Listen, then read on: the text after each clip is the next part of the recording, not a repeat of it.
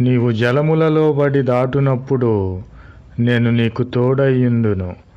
ఆ జలములు ఏమాత్రము కూడా నీ మీద పారవు. ఆమెన్. ప్రభునామమునకు స్తోత్రములు కలుగునుగాక.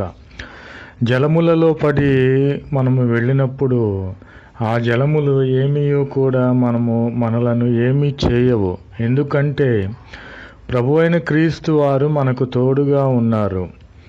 నిర్గమకాండము 14వ అధ్యాయంలో చూసుకున్నట్లయితే ఇజ్రాయేలీయులను తన ప్రజలను ఐగుప్తు దాస్యము నుండి విడిపించి వచ్చుచున్నప్పుడు వారికి సముద్రము ఎదురైనప్పుడు ప్రభు అయిన క్రీస్తు వారు వారికి తోడుగా ఉన్నారు. నిర్గమకాండము 14వ అధ్యాయము. తోడుగా ఉండి ఆ జలములలో నుండి వారిని దాటించి ఉన్నాడు. ఆ జలములను, ఆ సముద్రమును 2 పాయలు